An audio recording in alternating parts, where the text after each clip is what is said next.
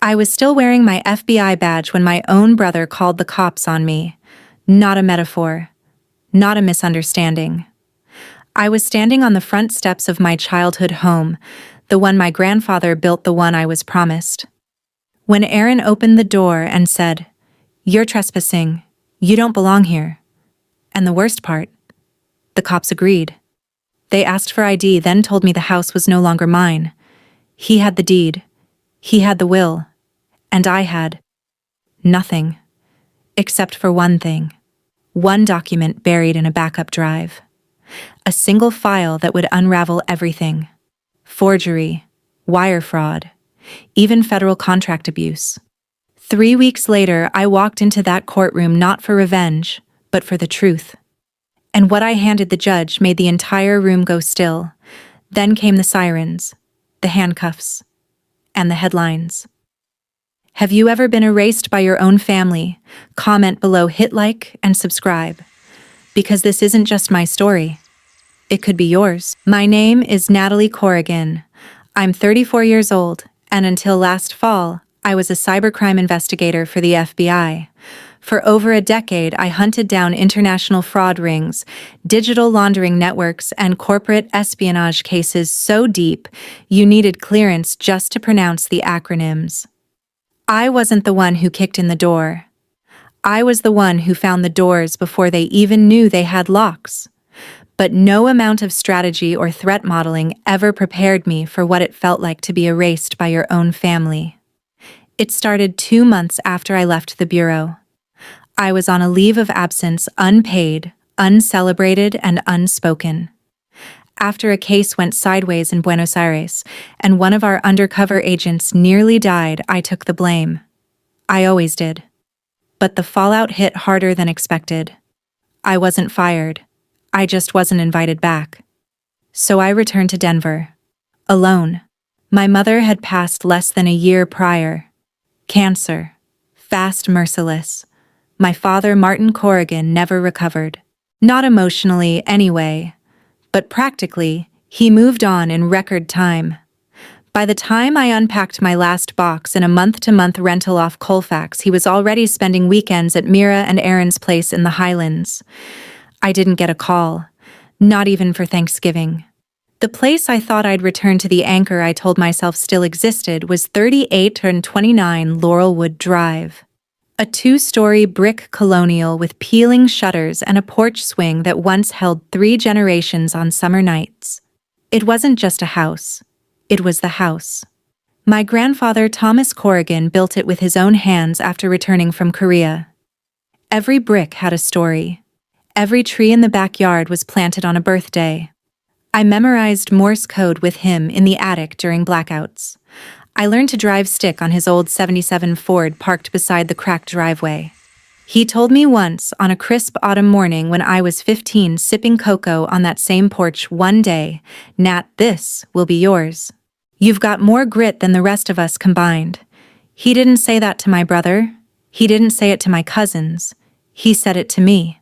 So imagine what it felt like almost 20 years later to return and be told, "You're not on the deed. You're not in the will." As if that sentence erased everything I'd ever been. As if blood and sacrifice had a paper trail I failed to sign. I remember standing in the mirror the night before I went back to the house. I was still trying to decide what to wear. A black trench coat, pressed slacks, leather boots, simple, serious, respectful. My FBI credentials still sat in the top drawer of my dresser. I hadn't looked at them in weeks. They felt like a past life, but I brought them anyway. Like armor, I didn't know how to wear it anymore. The morning air in Denver bites differently in late September. It's not winter yet, but it warns you. I stepped out of the cab holding a single canvas bag and the kind of fragile hope that feels a lot like denial. The porch light above 3829 Laurelwood glowed a faint amber. It used to mean welcome. That day, it looked more like a warning. Aaron answered the door. His eyes narrowed like I was an unexpected bill. No hug, no pause. Just, "What are you doing here?" I told him I just wanted to visit Mom's room, maybe look at the garden. He shook his head. You should have called. I didn't think I had to. You don't live here, Natalie? You haven't for a long time. It was like being punched in the chest with a sentence.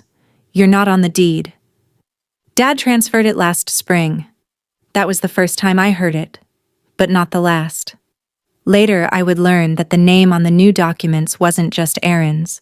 It was Raven Ridge Holdings LLC, a shell company, a front. But in that moment, all I saw was my brother's hand on the doorknob pulling it shut in slow motion like the final scene of a movie I didn't know I'd starred in. And I wasn't the hero. I wasn't even a supporting character. I was just omitted. I walked down the steps like the pavement didn't exist beneath me. And for the first time since the day I left the bureau, I felt something burn behind my eyes. Not weakness, recognition of the fight that was coming. They thought I'd go away. They thought I'd fade like an old photograph in a forgotten box. But they forgot what I did for a living. I followed digital ghosts. I traced lies. And I was about to prove that erasing me, it was the worst move they ever made. Aaron was the golden boy. Always had been, even when he didn't deserve it. He was the kind of kid who broke a window and got offered ice cream to feel better. I was the one who cleaned up the glass. When he failed a math test, Dad said the teacher must have been unfair. When I got a 98, he asked why it wasn't 100. At first, I thought it was just the difference between a son and a daughter.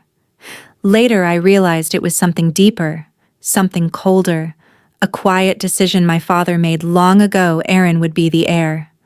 I would be the lesson. Still, I tried. I worked twice as hard.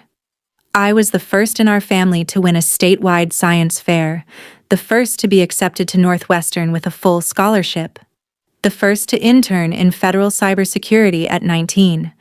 But those things didn't fit the story my father liked to tell about our family, so he left them out. He loved to brag about Aaron's football stats even though Aaron quit sophomore year. He displayed his son's half-finished carpentry project in the living room like it was museum-worthy. But my awards, my letters of recommendation, my framed article in the Denver Post about a high school student tracing a fishing ring to Estonia, all stored in a cardboard box in the garage until they were thrown out without a word. Mom tried to balance things. She made space where Dad didn't. When I stayed up late studying, she'd bring me tea with honey and stroke my hair like I was still 6. "You've got something they don't see yet," she'd whisper. But one day they will. The only person who truly saw me was Grandpa Thomas.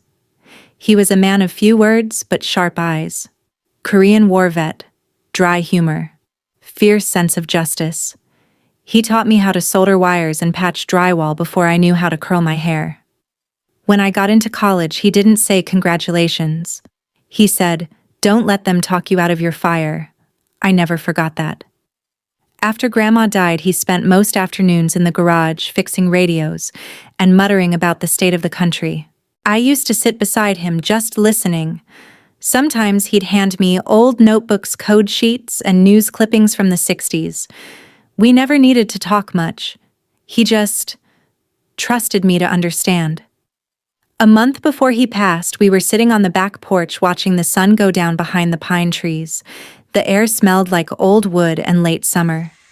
He turned to me and said, "You know this house is yours, right?" I blinked. "What?" "This place. I told Martin, and I'm telling you now. It's going to you. You're the one who earned it. Don't let anyone say otherwise." I didn't argue, didn't ask for a document. I believed him. It was enough. Until it wasn't. After he passed, Dad took over everything. The funeral arrangements, the estate paperwork, the property discussions. I was barely included. When I asked about the will, he said he'd handle it. When I offered to help, he told me I was too emotional. I was 26. Freshly hired by the Bureau. Working 80 hours a week and still trying to call home on Sundays. And somehow I was too emotional. Aaron, meanwhile, started showing up at Laurelwood more and more. First to help clean out the attic, then to handle the lawn, then to manage utilities. Little by little, he planted himself into the property like a weed. When I came home for Christmas, I found one of my old rooms turned into a nursery. Mira was pregnant. No one had told me. That was the moment I knew. Not just that I'd been sidelined, but that they were building a new narrative, one that didn't include me. And I let it happen. Not because I agreed, but because I thought if I waited long enough, someone Dad Aaron Mira would say, "This isn't fair. Let's fix it." But fairness doesn't grow in silence. It rots there. Looking back now, it's almost laughable. I thought being right would protect me. I thought having the truth on my side was enough. But in my family, truth wasn't currency. Compliance was. And I wasn't built for that. The moment I saw the paper in Aaron's hand, I knew something was wrong. He held it with that smug bureaucratic stiffness, like it wasn't personal, just policy. But it was my name that was missing. Not his. Not Mira's. Mine. He didn't even wait for me to ask. "This is the official property transfer," he said, sliding the paper across the table like a casual memo. "Filed with Denver County 5 months ago. Everything's clean." I didn't touch it right away. Just stared at the line where the owner's name should have been Raven Ridge Holdings, LLC. "That's a company," I said slowly. "Not a person." "Exactly." He nodded, proud of himself. "It's Dad's shell. Smart move, actually. Helps with taxes, liability. Estate stuff." I looked up. "Estate stuff?" He hesitated. "Then, we updated the will too." That's when it hit. Not all at once. More like a sharp breath through cracked glass. I leaned in, heart-tight, jaw locked. "What do you mean, we, Dad and I?" he said. He wanted to simplify things. "You're not around. You've been... gone?" "I was working overseas, then in trauma therapy." "I'm not judging," he said. "But from Dad's point of view, you checked out. After Mom died, we needed to keep things moving." He pulled out his phone, swiped, and turned the screen toward me. There it was, a PDF of the will, stamped and notarized. My eyes scanned the document like they were searching for a heartbeat, some proof I still existed. There was none. No mention of me, not even a should she predecease. Just Aaron and Mira. Full beneficiaries. Full control. "You erased me," I said quietly. Aaron shook his head. "Don't be dramatic." The words landed like a slap. "You know what Mom would have said about this?" I asked. He shrugged. "Mom didn't handle money. Dad did." I stood up.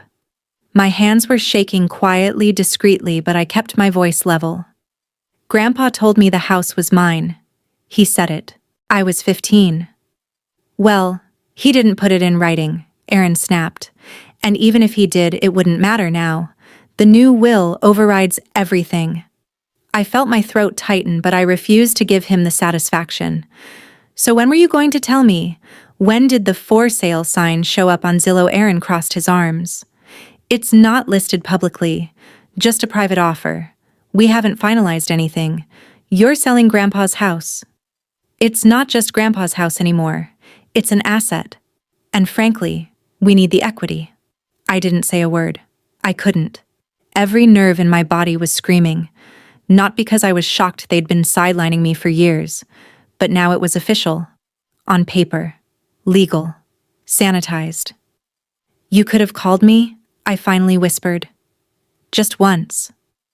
"I didn't think you'd care." That was the moment I knew this wasn't ignorance. It wasn't even indifference.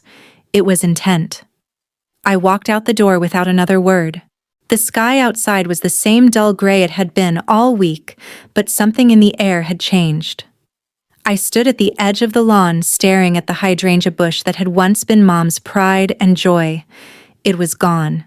Dug out. Replaced by decorative gravel and a cheap solar light. That night, I sat in my rental apartment, hunched over my laptop, combing through county property records, estate filings, and notary licenses. The deeper I looked, the worse it got. The deed transfer was real. The notary had a record, but she'd also been suspended 2 years earlier for falsifying affidavits. Raven Ridge Holdings was registered in Wyoming like most anonymous shell companies. The business license had no address, just a P.O. box, no board of directors, just Aaron's name on an affiliated logistics firm. Then came the message. No name, no subject. Just one sentence sent to my encrypted inbox, an account only a handful of people even knew existed. You shouldn't have come back. I stared at it for a long time, not in fear, but recognition. Whoever sent it had access, knew my past, knew the files I used for field ops. This wasn't just family politics anymore. This was something deeper. I closed the laptop slowly, the reflection of my own face hovering on the screen. I saw the woman I used to be, competent, sharp, composed, and I saw the cracks. But behind the cracks was something stronger: resolve. They thought I'd just vanish, that I'd accept being written out of history like an embarrassing footnote. But they forgot what I did for a living. I followed digital trails. I exposed lies. And I had every intention of uncovering the truth behind the signatures that had stolen my legacy. I didn't sleep that night. I sat in the dark with my coat still on, half-zipped, like I might have to bolt at any moment. The lamp on the kitchen counter buzzed, flickering every so often, like it couldn't decide whether to work or give up. I knew the feeling. The message, "You shouldn't have come back," kept flashing in my head. I replayed it over and over, trying to decode the tone, the source, the motive. It wasn't just a warning. It was a boundary. A line drawn in digital ink. And whoever sent it wanted me to know I was stepping on ground they'd already claimed. At 6:12 a.m., I made a decision. I pulled out the old contacts binder I hadn't touched in years back from Quantico, days the one I used to call my contingency book. I flipped through pages until I found her: Sienna Wells, Harvard Law, former debate captain. Equal parts brilliant and unforgiving. We hadn't spoken in almost a decade, not since I declined her offer to join her firm and chose the bureau instead. But I knew if anyone could spot a fake signature from a mile away or gut a fraudulent trust with nothing but a yellow highlighter, it would be her. I called her office. No answer. I tried her cell. Voicemail. I was about to hang up when her text came through: coffee. 9 a.m., corner of 6th and Logan. Come alone. It didn't surprise me. Sienna had always been a mix of lawyer and war general, direct, prepared, 2 steps ahead. By 8:45, I was parked outside the cafe, nerves bundled tight beneath my coat. I hadn't seen her in years, but she looked almost unchanged. Blazer crisp. Lipstick is like war paint. She didn't smile when I walked in, just tilted her head, nodded toward the chair across from hers, and said, "You brought it right." I pulled out the printout Aaron gave me, the will, the deed. She didn't even blink. She slid her tablet across the table. On the screen was the county's property record: my grandfather's house, now listed under Raven Ridge Holdings LLC, registered to a Wyoming P.O. box. She tapped. "You didn't sign this, did you?" "No. This notary, Dina Calloway, was suspended last year for falsifying DMV affidavits. Guess whose signature shows up on your property transfer?" I didn't answer. My jaw was already clenched. Sienna flipped to another document. "They filed a new will a month after your mother passed. Everything goes to Aaron and Mira. You're not even mentioned." I looked at her. My grandfather told me directly that the house was mine. Said it out loud on the porch the year before he died. She studied me for a second, eyes narrowing just slightly. "Did he ever write it down?" "Not that I saw, but I kept some of his notebooks. Digital backups. He used to record video journals. Might be something there?" Sienna smiled for the first time, a flash of satisfaction. "Then we might have a path. If we find even one inconsistency, dates, handwriting, timestamps, it's enough to open a civil challenge.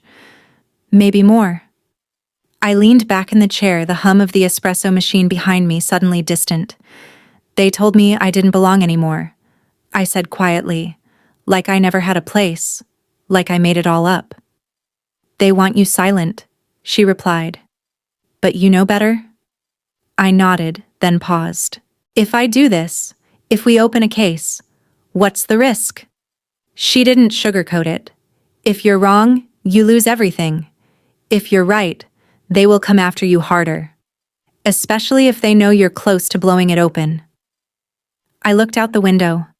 Rain had started to fall soft at first, then heavier, Denver's way of warning you winter was coming. I remembered my grandfather once said, "A storm's only dangerous if you don't expect it." "I'm not afraid of them," I said. "Good," Sienna replied, sliding the tablet back into her bag, "because they're going to be very afraid of you." As we stood up to leave, she added, "One more thing, you said they used a company to transfer the deed Raven Ridge." I nodded. "I've seen that name before," she murmured. "In a logistics fraud case 2 years ago. Nothing ever stuck. But it stank then, and it still stinks now." I followed her outside. The wind had picked up. I pulled my coat tighter around me, not from cold, but from focus. They'd buried me in paperwork, tried to scrub my name from history, but they forgot something critical. I'd been trained to find ghosts in the system, and now I was going to haunt theirs. I spent the next 2 days doing what I'd been trained to do, hunt quietly, while Denver moved on with its ordinary pace dog walkers, coffee runs, weekend hikes. I turned my apartment into a command center. My laptop was flanked by printouts, a separate tablet logged into public records, and a whiteboard filled with names, dates, and transaction IDs. It was messy, obsessive, and deliberate. Sienna sent over the notary's suspension records. Dina Calloway, struck for forging 3 auto affidavits in 2021. Her license had lapsed before the date on my grandfather's new will. That alone was suspicious, but it got worse. Raven Ridge Holdings, the company on the deed. It was registered in Cheyenne, Wyoming, one of the top jurisdictions for anonymous LLCs. The paper trail led nowhere. No listed board, no registered agent who actually answered calls. Just a holding address attached to dozens of other shell companies. I found something else too. Aaron had co-signed on a lease for a distribution warehouse outside Golden. The same week the property transfer for Laurelwood Drive was filed. Sienna confirmed what I feared. That warehouse, if it's tied to Raven Ridge, we might be looking at something bigger than just a fake will. How big, I asked? Big enough to get the feds involved. But we need more. More meant risk. I started watching the house again. Not obsessively, not emotionally, strategically. I parked 2 streets down from Laurelwood, walked a loop with a hoodie pulled low, phone in hand, pretending to scroll. The windows glowed warm at night. Aaron, Mira, the baby. The illusion of domestic peace. But behind the curtains, the movement didn't match the narrative. One night, around 10:30, a black Sprinter van pulled up the back alley. No license plate. No lights. Just one man in a gray jacket and gloves. He rang once. Aaron opened the side gate. They disappeared into the backyard. 15 minutes later, the van pulled away. No boxes, no sound. Just a faint metallic clank like a storage door sealing shut. It wasn't a one-time thing. Over the next week, it happened twice more, same van, different drivers. Always late, always quiet, always Aaron at the door. I documented everything, time-stamped video clips, motion logs, thermal imaging when I could manage it. If this had been anyone else's case, I would have flagged it for internal surveillance. But this time, there was no badge. No team. Just me. On Friday, I reached out to an old contact, Quinn Forrester, a data forensics specialist I'd worked with in DC. She owed me a favor. I sent her encrypted files, metadata chains, and utility records from Laurelwood. Her response came 2 hours later. Your energy logs are off the charts. They're running industrial-grade power through a residential zone. You got a lab in that basement? Or a laundering op? I didn't answer right away. Because deep down, I already suspected the truth. Later that night, I drove back to the neighborhood.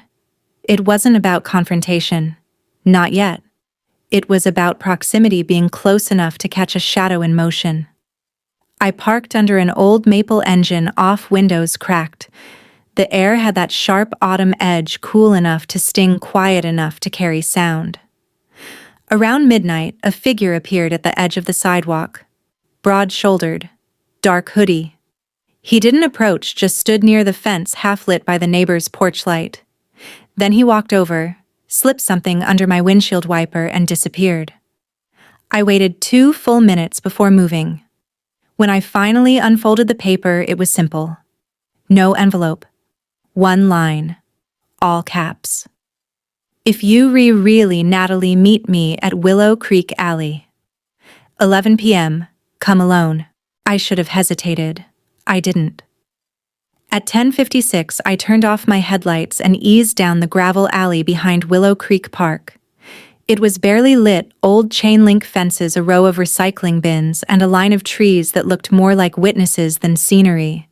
He was already there. Mid-50s, weathered, denim hands, rough and calloused. I spotted the faded Marine Corps tattoo before I saw his face. His name was Pete Ramirez.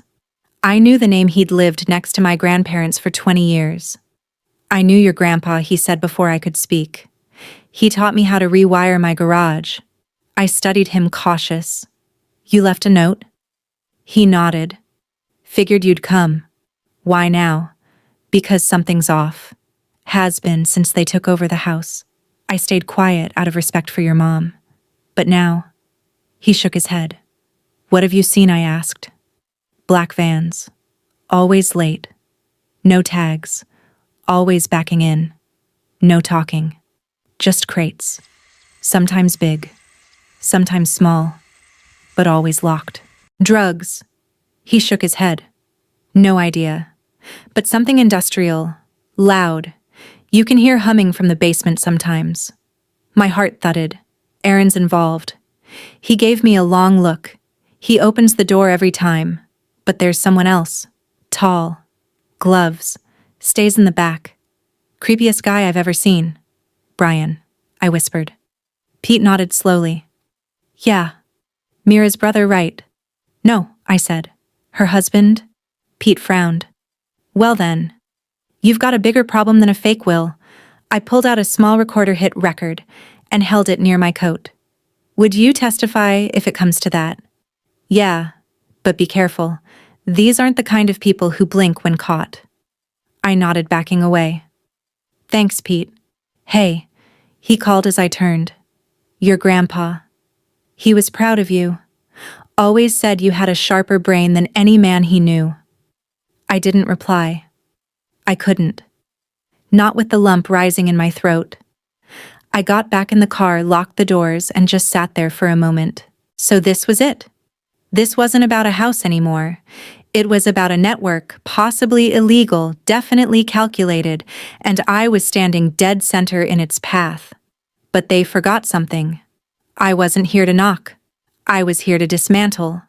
I spent the weekend tracing connections, digital, financial, and personal. The deeper I dug, the clearer it became. This wasn't just a family betrayal. It was a coordinated cover-up with enough loose threads to choke someone. Sienna confirmed the warehouse lease tied to Raven Ridge was co-signed not just by Aaron, but by Brian Garrison, Mira's husband. That name sent a chill down my spine. Brian was always the quiet one. Slick hair, clean suits, never without a Bluetooth headset. He worked in logistics, but no one could ever explain what kind. One Christmas, he bragged about moving sensitive goods through non-traditional routes. I'd chalked it up to cheap bravado. Now, I wasn't so sure. I asked Quinn to pull wire transfers connected to Raven Ridge. She traced a dozen transactions in the last 6 months each, just under the federal reporting threshold. Some went offshore. Others looped through intermediary accounts with names like Global Access Solutions and Orion Lift Inc. Laundering. That was the pattern. Sienna's voice was cold when I told her. They're using the house to front a movement hub. The fake deed is the least of your worries now. She wasn't exaggerating. We got our break the following night. Pete sent me a voice message. His tone was different, lower, urgent. They're moving something big. Right now. Black truck's back. Brian's with them. I didn't hesitate. I grabbed my coat, my collar cam, and the audio mic Sienna had couriered over the day before. Small enough to clip under a sleeve, sensitive enough to pick up whispers behind a wall. I drove like muscle memory every street familiar from childhood, now remapped by betrayal. I parked 2 blocks from Laurelwood, cut the engine, and moved on foot.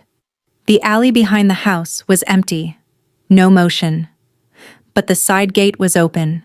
Sloppy. I slipped inside, pressed to the shadow of the fence. My boots crunched once too loud, then silence again. Then I saw them. 2 men, one with a dolly cart hauling a sealed black crate toward the back entrance of the house. Brian stood in the doorway checking his watch, glancing over his shoulder like he expected someone or feared someone might be watching. I recorded everything. Angles, time code, license plate fragment on the van. Then I heard it, metal creaking like an old vault door swinging open. The basement. I slid toward the corner window and found a gap in the foundation vent, just enough to wedge in the mic. At first just footsteps, then muffled voices. She's been sniffing around. We need to move the rest by Friday. And if she shows up at court, pause. Then a voice that stopped me cold. If the officer finds out, sever the tie. I froze. That voice wasn't Brian's. It was deeper, slower, scraped raw by years of whiskey and resentment.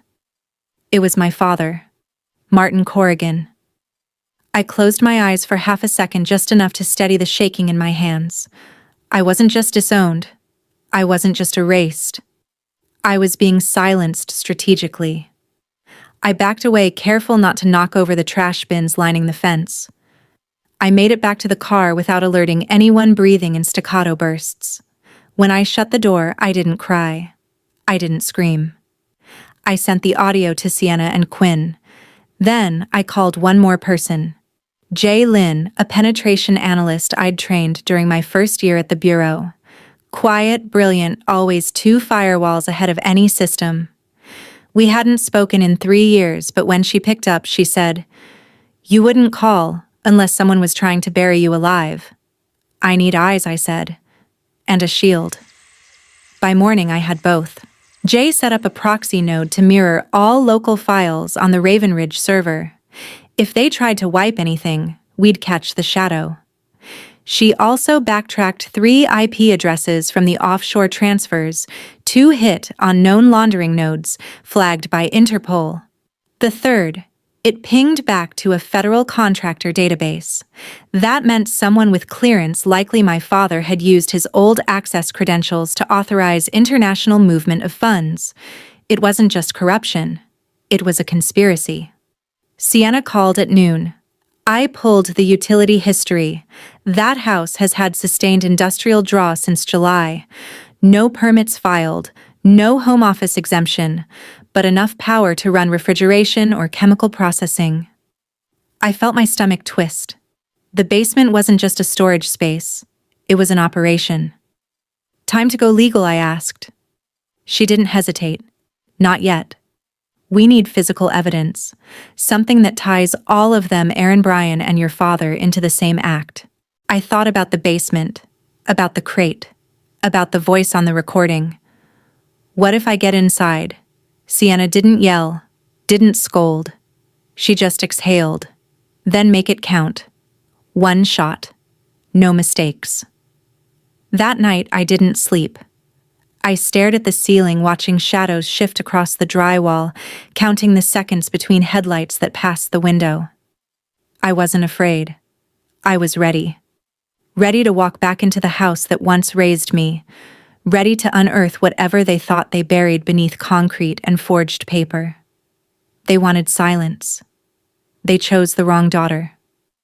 For years, I'd believed in quiet strength. If you just did the work, followed the rules, and outperformed expectations, people would eventually see your worth. That truth didn't need to be shouted. It could stand there calm and undeniable.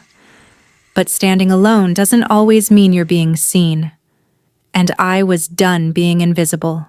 On Monday morning, I walked into Sienna's office with a folder tucked under my arm and resolve burning behind my eyes.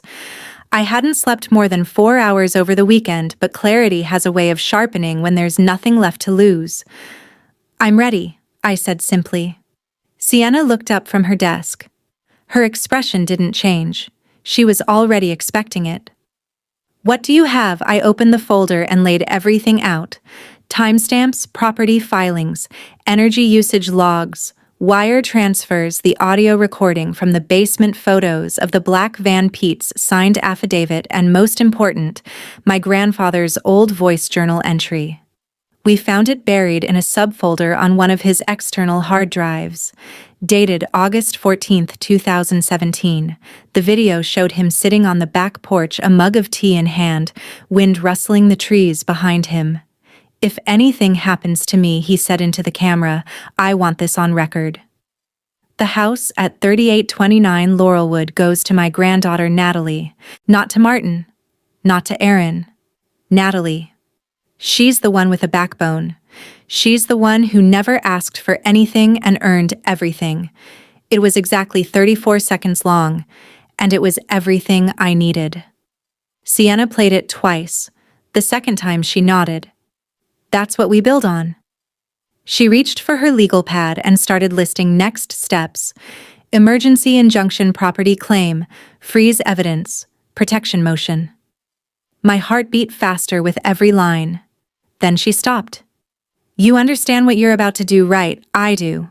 You're accusing your father and brother of conspiracy to defraud, financial manipulation, possibly laundering and weaponizing grief," I added quietly. "Don't forget that part." She paused. "This won't be clean. It won't be quiet. The moment we file, they'll hit back. Hard." I know. I did know. But what surprised me wasn't the fear. It was how little of it I felt. I think grief reaches a point where it mutates into something else. Not numbness. Just stillness. Like a blade cooling in water, still deadly but sharpened by the shock. That night, I called Quinn and Jay. We went over digital protections, two-step encryption, server redundancies, and safe data vaults. I uploaded everything to 3 separate locations, burned hard copies, and stashed them in 3 different zip codes. I also called Pete, told him we were moving forward. "You sure you're ready for this?" he asked. "I'm sure they're not," I said. On Wednesday morning, Sienna filed the case, Corrigan versus Corrigan et al. Our motion included petition to freeze property transfer pending investigation, motion to compel financial disclosure from Raven Ridge Holdings, emergency injunction against sale or structural modification of 3829 Laurelwood, submission of digital and eyewitness evidence, including suspected fraud and shell entity concealment.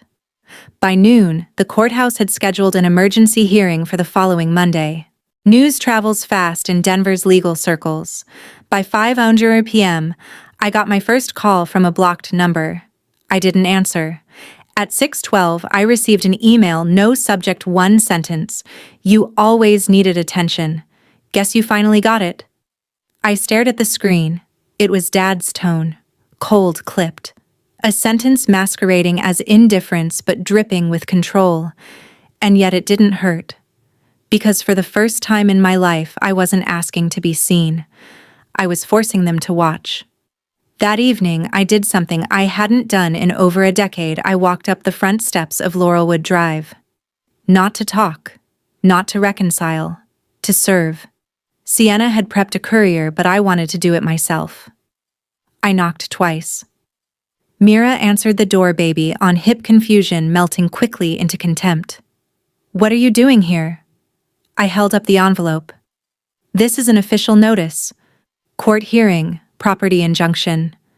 You'll want to read it." She didn't take it. Just stared. "You're destroying your family over a house."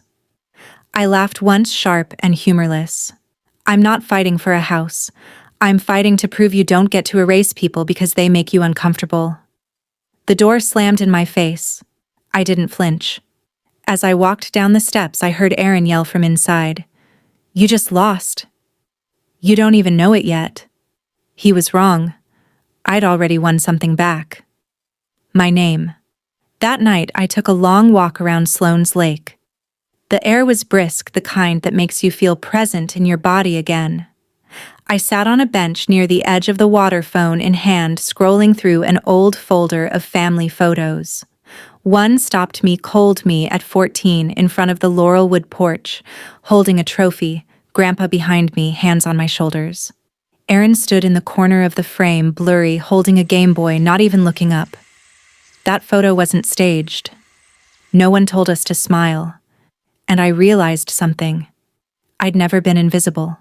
They had just never been looking in the right direction. I closed the phone, leaned back, and stared at the city lights shimmering across the water. This wasn't about revenge. This was about recognition. And I was done waiting for permission to claim what was mine.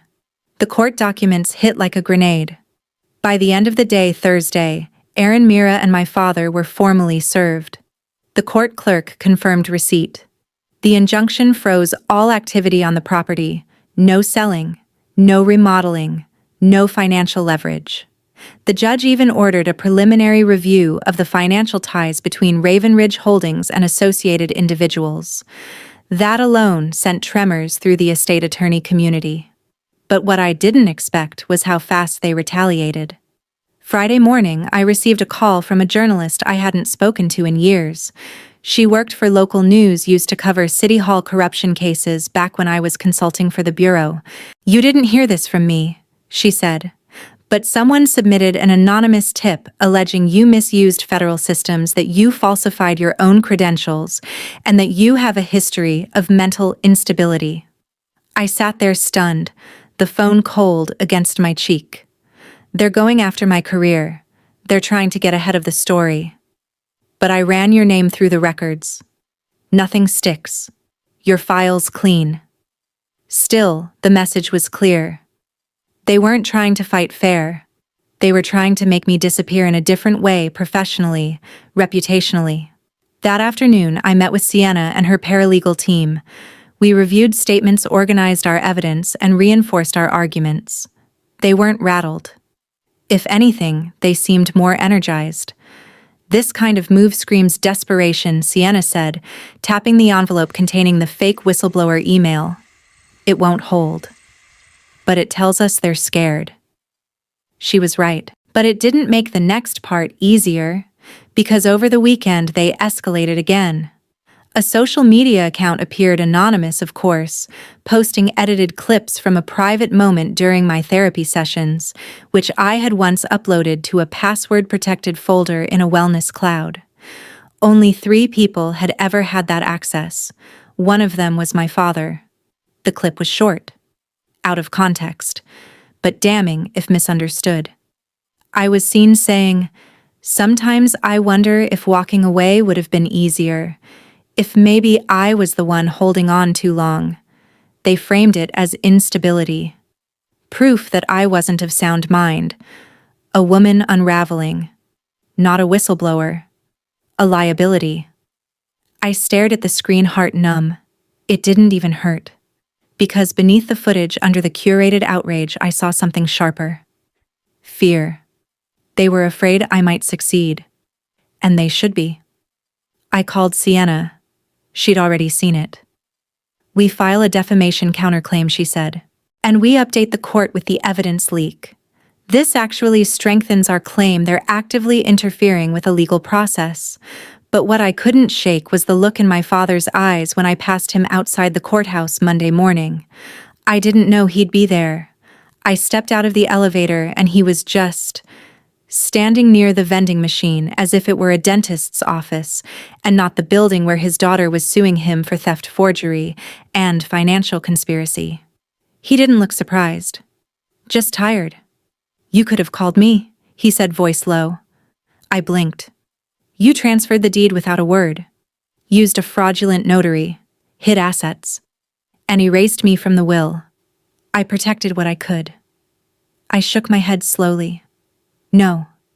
You protected them. You chose who to lose. You were always going to walk away," he said, softer now. Even when you were a kid, you had one foot out the door. I felt the heat rise in my chest. Because the house didn't feel like home. You made sure of that. He didn't argue. He just looked away.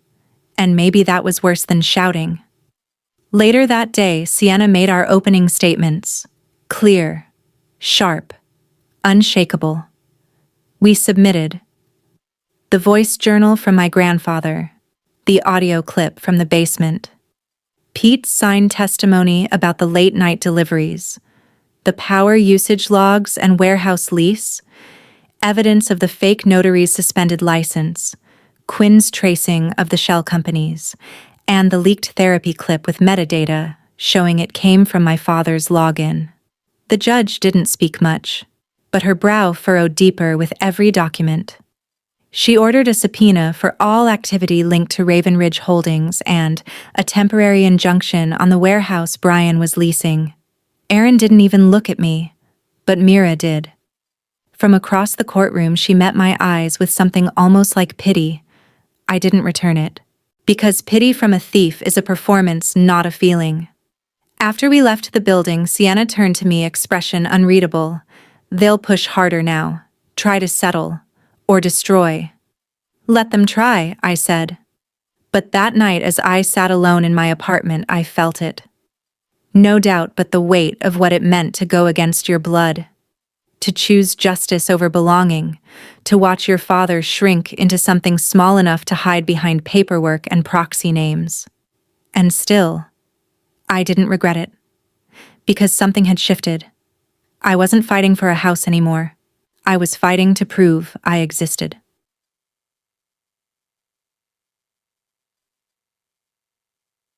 When the courthouse doors swung open and we stepped back into the light, I expected to feel triumphant.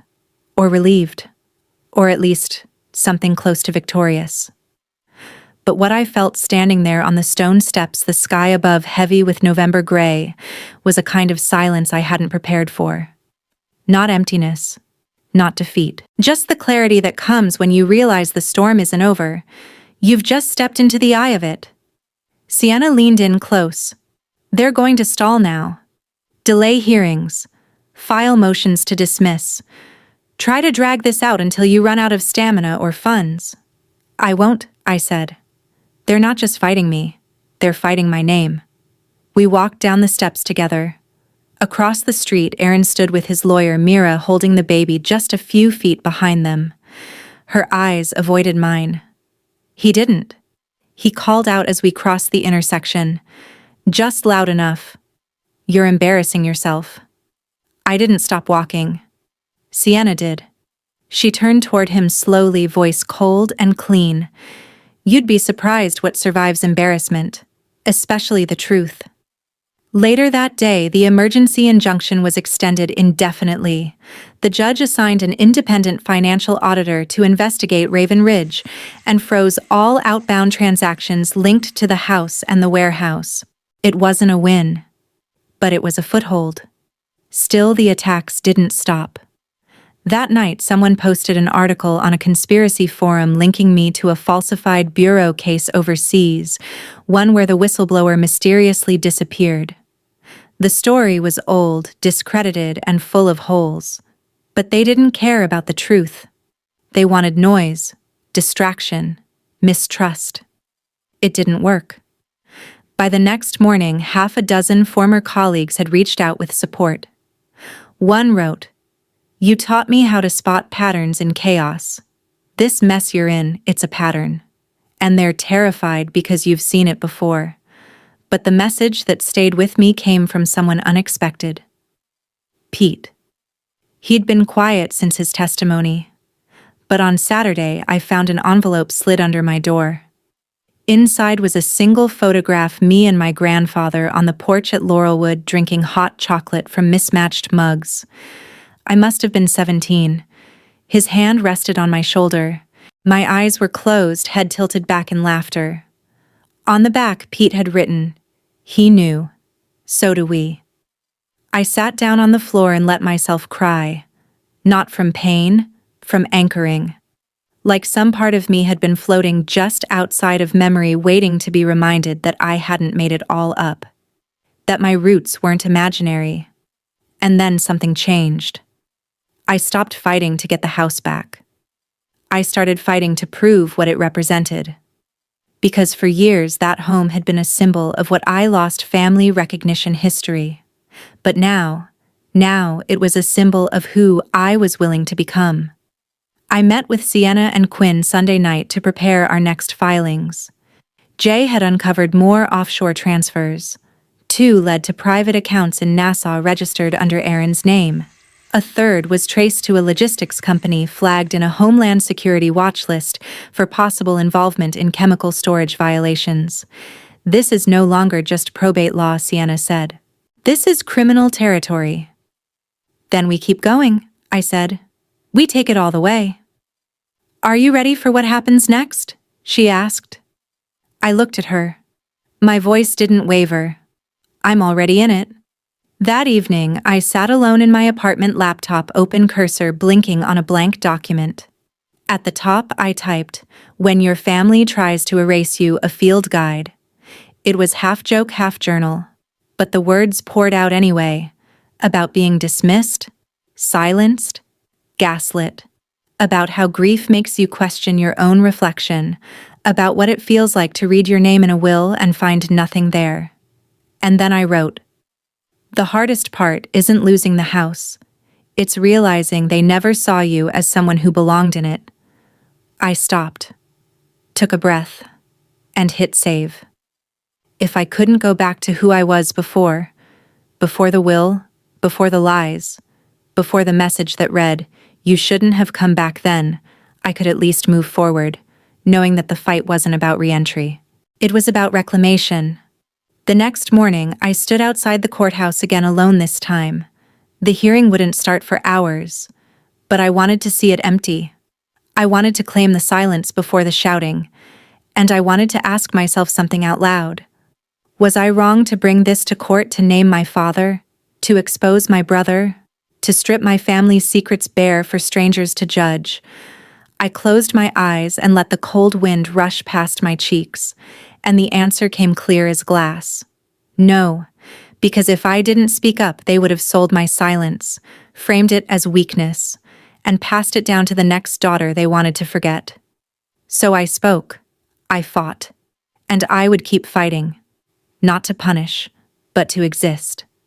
If you've ever been pushed out of your own story, made to question whether your memories were real, know this: you're not alone, you're not wrong, and you are not what they tried to erase.